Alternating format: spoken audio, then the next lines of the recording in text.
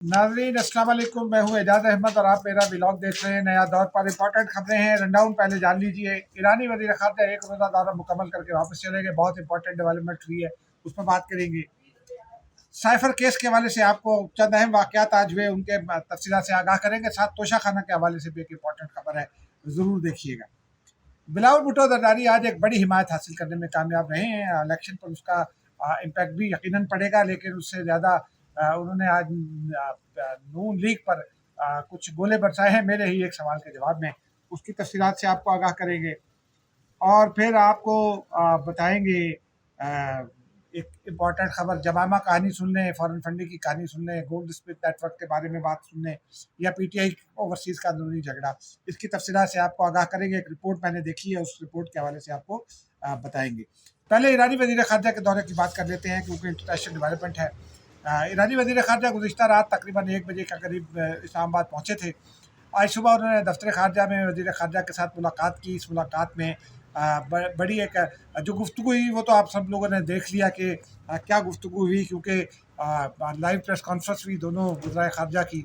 लेकिन उसमें पाक ईरान गैस पाइपलाइन के हवाले से एक बड़ी इंपॉर्टेंट डेवलपमेंट हुई है। ईरान ने एक तो हमारे ज़राए का ये कहना है कि उस मुलाकात के दौरान ईरानी वज़ीर ख़ारजा का ये कहना था कि जो इसका जुर्माना वगैरह की रकम है उसके हवाले से बहुत सारी खबरें चल रही हैं और इस पर बहुत सारी बात हो रही है जिनका हक़ाइक़ से कोई ताल्लुक़ नहीं है। उन्होंने एक तजवीज़ दी है पाइपलाइन के मुकम्मल करने के लिए। उनका ये कहना है कि फाइनेंसिंग के इश्यूज़ हैं पाकिस्तान को, तो उनका ये कहना था कि हम भी कोशिश कर सकते हैं, लेकिन पाकिस्तान, चीन और रूस से बात करें तो ये फाइनेंसिंग आपको मिल सकती है, हम भी इस हवाले से आपकी मदद करेंगे। ये इंपॉर्टेंट डेवलपमेंट है। उसके बाद वो आर्मी चीफ से मिले, वज़ीर-ए-आज़म से मिले उससे पहले, लेकिन फिर वो आर्मी चीफ से मिले। वज़ीर-ए-आज़म से उनकी मुलाकात एक तरह की रस्मी मुलाकात थी, क्योंकि असल मामला तो वज़ीर ख़ारजा के साथ तय हुए या फिर सिक्योरिटी मामलात पर बात हुई आर्मी चीफ के साथ। जीएचक्यू के दौरे में के दौरान उन्होंने आर्मी चीफ ने इस बात पर जोर दिया कि पाकिस्तान की सालमियत जो है अवलीन तरजीह है, उस पर कोई समझौता नहीं किया जा सकता। दोनों मुल्कों के दरमियान जो बिरादराना ताल्लुकात हैं, जो इस्लामी भाईचारा है, तारीख़ी ताल्लुकात है, जो सकाफ़ती ताल्लुकात हैं, दोनों ने इस बात पर इत्तफ़ाक़ किया कि उन ताल्लुकात का तकाज़ा है कि किसी को रखना अंदाज़ी करने की इजाज़त न दी जाए और दहशतगर्दी के ख़िलाफ़ मुश्तरका कोशिशें जारी की जाएँ। और इन मुश्तरका कोशिशों के नतीजे में दहशतगर्दी जब तक ख़त्म नहीं होती, उस वक्त तक जो सिस्टम्स बनाए गए हैं वो इन प्लेस रहेंगे। ये बड़ी इंपॉर्टेंट डेवलपमेंट थी, हमने कहा आपको इससे आगाह कर दें। अब नाज़रीन चलते हैं ज़रा अडयाला जेल। वहाँ तोशा खाना केस की समाअत अभी तक जब मैं ये वीडियो रिकॉर्ड कर रहा हूँ जारी है, अभी वो मुलतवी नहीं हुई, लेकिन आज डेवलपमेंट इंपॉर्टेंट डेवलपमेंट हुई।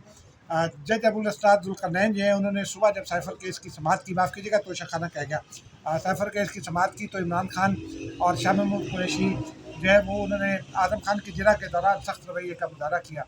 और फिर बात इतनी बड़ी कि जज साहब के साथ उनकी तल्ख़ कलामी हुई। जज साहब ने जो है वो कुछ देर के लिए समाअत जो है वो मुलतवी की। चंद घंटे समाअत मुलतवी रही, उसके बाद दोबारा समाअत शुरू हुई, तो फिर शाह महमूद कुरैशी ने एक बार फिर सख्त रवैये का मुजाहरा किया, जिस पर जज अबुल असरात ज़ुल्करनैन ने कहा कि आप खामोशी से बैठ जाएँ वरना आपको बाहर भेज दूँगा। जिस पर उन्होंने अदम एतमाद की दरख्वास्त जमा करा दी कि इस अदालत पर हमें एतमाद नहीं है, हम आप हमारे केस मत सुने। ये दरख्वास्त मुश्तरका तौर पर दी गई। शाह महमूद कुरैशी का कहना था कि पीटीआई जीत रही है और अब कोई पीटीआई को नहीं हरा सकता और हमें सज़ा देने की साजिश हो रही है। उन्होंने और भी बहुत लंबी चौड़ी गुफ्तगू की, लेकिन सलमान सफदर उनके वकील हैं, बड़ी समझदारी की बात करते हैं। उनका ये कहना था, बहुत धीमे लहजे में उन्होंने जज साहब को ये बावर कराया कि जज साहब, दिफा के पास तो एक ही हक़ होता है जिरह का, अब आप हमसे वो भी छीन रहे हैं। लेकिन वो हालात का जायज़ा उन्होंने भी नहीं लिया, क्योंकि काफ़ी दिनों से जज ये कोशिश कर रहे हैं कि जिरह हो जाए, लेकिन पीटीआई के वकला ही नहीं आते। जब अदम एतमाद की दरख्वास्त जमा करा दी गई, सलमान सफदर के ज़रिए ही जमा कराई गई, तो उस पर रिजवान अब्बासी जो एफआईए के वकील हैं, उनका ये कहना था कि ये आम कोर्ट नहीं है, ये रेगुलर कोर्ट नहीं है, ये डेजिग्नेटेड कोर्ट है, इस पर अदम एतमाद हो भी जाए तो कोई इशू नहीं है, आपको केस की समाअत जारी रखना चाहिए। जज साहब ने दोनों तरफ के दलाइल सुने और उसके बाद ये दरख्वास्त मुस्तरद कर दी और समाअत जारी रखी। ان کا سلمان صفدر کے دلائل جو ہے وہ کافی اسٹرانگ تھے، لیکن ان کی درخواست میں وزن بھی ہے، کیونکہ 1977 میں جب ایک بھٹو کیس کی سماعت ہوئی تھی، اس وقت بھی چند ایسی واقعات ہوئے تھے اور اس کا نقصان پھر اسی پولیٹیکل پارٹی کو ہوا تھا، یعنی پاکستان پیپلز پارٹی کو۔ ہمارے ملک کی یہ تاریخ ہے، بدقسمت تاریخ ہے، کیونکہ ہم عدالتوں میں معاملات کو چلنے بھی نہیں دیتے، لیکن بعض اوقات جیسے بھٹو کیس میں ہوا تھا، وہاں تو خود عدلیہ تسلیم کر چکی ہے، جسٹس وسیم حسن شاہ کی زیادتی ہو رہی ہے۔ یہاں پی ٹی آئی یہ تاثر دینے کی کوشش کر رہی ہے کہ زیادتی ہو رہی ہے، لیکن اب کیا کریں، یہ معاملات ہی ایسے ہیں۔ اب ناظرین آتے ہیں ذرا بلاول بھٹو کی جانب۔ آج chairman Peoples Party Bilawal Bhutto Zardari جو ہیں وہ انہوں نے آج ایک تو طلبہ سے مکالمہ کیا زیبس یونیورسٹی میں، بڑا اچھا مکالمہ تھا، طلبہ نے بڑے کھل کر سوالات کیے، انہوں نے کھل کر جوابات دیے اور اپنا روڈ میپ انہوں نے بتایا طلبہ کو۔ لیکن اس کے بعد امپورٹنٹ ڈیولپمنٹ یہ ہوئی کہ وہ تحریک نفاذ فقہ جعفریہ حامد موسوی صاحب جس کو لیڈ کرتے تھے، وہ ان کے حامد موسوی صاحب تو اب اس دنیا میں نہیں ہیں، لیکن ان کے قدومی صاحب ہیں جو ہیں سربراہ، ان سے ملنے کے لیے وہ ٹی این ایف جے کے ہیڈ کوارٹر پہنچے علی مسجد سیٹلائٹ ٹاؤن بی بلاک میں، اور پھر ٹی این ایف جے نے ان کی حمایت کا اعلان کر دیا۔ قدومی صاحب نے بلاول بھٹو کے ساتھ گفتگو کرتے ہوئے اپنے پیروکاروں کو یہ ہدایت کی کہ پاکستان پیپلز پارٹی کی جگہ جگہ جہاں بھی جو ہے شیعہ ووٹ ہے وہ حمایت کریں، اور ٹی این ایف جے کا بڑا سائزیبل ووٹ ہے، حالانکہ سب سے زیادہ ووٹ تو این ڈبلیو ایم کا تصور ہوتا ہے، کیونکہ وہ کچھ نشستیں بھی نکال لیتی ہے گلگت بلتستان وغیرہ سے، لیکن بہرحال ان جماعتوں کی اہمیت کو نظر انداز نہیں کیا جا سکتا۔ اور بلاول بھٹو زرداری رفتہ رفتہ چھوٹی جماعتوں کی انہوں نے جے یو پی کی حمایت لے لی ہے، انہوں نے لاہور میں اپنے حلقے میں ڈاکٹر طاہر القادری کی حمایت لے لی ہے، اس کے علاوہ انہوں نے کچھ اور جماعتوں کی بھی حمایت حاصل کر لی ہے جو ان کو فائدہ دے گی۔ لیکن میں نے اس دوران میں ان سے سوال پوچھا کہ آج پیپلز پارٹی نے ایک اور خط لکھا ہے 127 میں جو آپ کا حلقہ ہے، وہاں یہ شکایت کی ہے کہ پنجاب حکومت جو ہے وہ ہمارے ساتھ زیادتی کر رہی ہے، تو آپ کیا کہتے ہیں اس پر، اور یہ کون ہے جس کی ماں پر پنجاب حکومت یہ کر رہی ہے اور ایسا کیوں ہو رہا ہے؟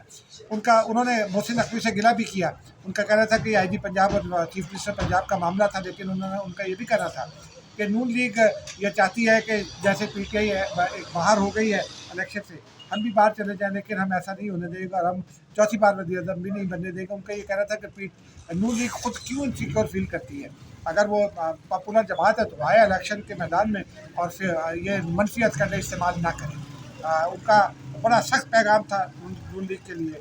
اب دیکھتے ہیں نون لیگ اس کا کیا جواب دیتی ہے، لیکن انہوں نے یہ کہا کہ ہم کوئی دھونس دھاندلی نہیں چلنے دیں گے اور چوتھی بار وزیر اعظم نہیں بننے دیں گے نواز شریف صاحب کو۔ بہرحال اب آتے ہیں ناظرین جمائما اسٹوری کی جانب۔ ایک رپورٹ حکومت کو پیش کی گئی ہے مختلف تحقیقاتی اداروں کی جانب سے، وہ رپورٹ بڑی وائڈ رینجنگ رپورٹ ہے، اس میں 2-3 پہلو اس کے ہیں۔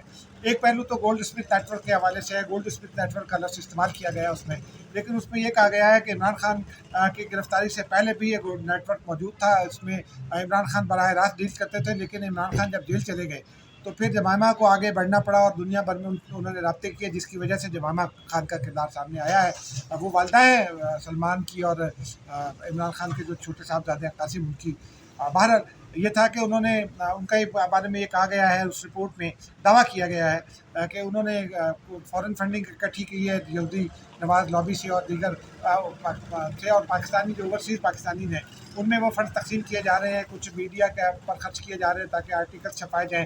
ایک بھارت نواز جو اسرائیل کے حامی رکن کانگریس ہیں ان سے قرارداد پیش کروائی گئی ہے، اور یوں یہ دیکھنے اس رپورٹ میں یہ ثابت کرنے کی جانب یہ اشارہ کیا گیا ہے کہ ایکچوئل کردار پنکی پینی نہیں ہے، جمائما گولڈ اسمتھ ہیں۔ دیکھتے ہیں کیا ہوتا ہے اس رپورٹ کے بارے میں، لیکن اس میں اس کا ایک دوسرا پہلو بھی ہے۔ اس میں عادل راجہ کا نام ہے جو پاکستان سے بھگوڑے ہیں، پاک فوج کے بھگوڑے ہیں، ان کا یہ کہا گیا ہے کہ جی جمائما گولڈ اسمتھ نے ان کو بڑی رقم دی تھی کہ بیرون ملک یوٹیوبرز اور پاکستانی صحافی جو ہیں ان کو خریدے۔ اس میں حیدر مہدی کا بھی نام ہے جو اگین پاک فوج کے ایک ریٹائرڈ آفیسر ہیں، لیکن شاہین صبائی صاحب کا بھی نام ہے۔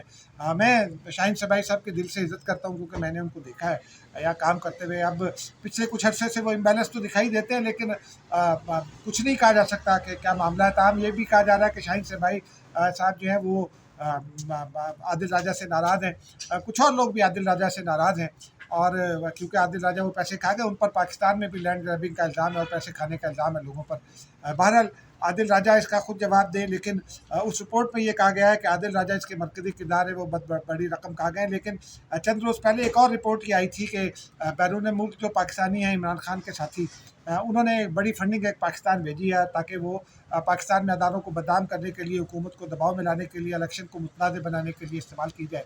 اس رپورٹ کے حوالے سے آج ایک ٹھوس پیش رفت سامنے آئی ہے. غلام شبیر ہیں ڈیرہ غازی خان کے ایک شہری، ان کا بیٹا بیمار ہے، وہ بھی بیمار ہے. ان کی ایک ویڈیو منظر یہاں پر آئی ہے. وہ یہ کہتے ہیں کہ جس میں وہ پاک فوج اور آرمی چیف کے حوالے سے نازیبا گفتگو کر رہے ہیں. انہوں نے بعد ازاں ان کا ایک اعترافی بیان سامنے آیا. اس میں ان کا یہ کہنا ہے کہ میں چونکہ مالی طور پر بہت دباؤ میں تھا مونگ پھلیوں کی وجہ سے، مجھ پر قرض چڑھ گیا میری مونگ پھلی کی فصل کی وجہ سے، تو مجھے جو ہے پی ٹی آئی نے چند پیسوں میں خرید لیا اور میں نے یہ لالچ میں آ کر یہ کام کیا. میں اس پر معافی چاہتا ہوں. لیکن اس کی جب مزید تحقیقات کی گئی، اس رپورٹ میں یہ بتایا گیا ہے کہ مزید تحقیقات کی گئی تو امریکہ میں جو ایک ریاست کے میں پی ٹی آئی کے صدر ہیں وقار خان، میساچوسیٹس ہے غالباً وہ ریاست، یا معاف کیجیے گا میری لینڈ، کہ وہ اس کو پھیلا رہے ہیں اور وہ اس کا استعمال کر رہے ہیں اور وہ سوشل میڈیا پر لا رہے ہیں تاکہ پاکستان کو بدنام کیا جا سکے اور انتخابی عمل کو متنازع بنایا جا سکے. ناظرین، یہ بڑی خبریں تھیں، ہم نے کہا آپ کو اس سے آگاہ کریں. آپ کو ویڈیو پسند آئے نہ آئے کمنٹ ضرور کیجئے، ویڈیو دیکھیے، لائک کیجئے، ان لائک کیجئے، لیکن دیکھیے ضرور. مجھے اجازت دیجیے. خدا حافظ.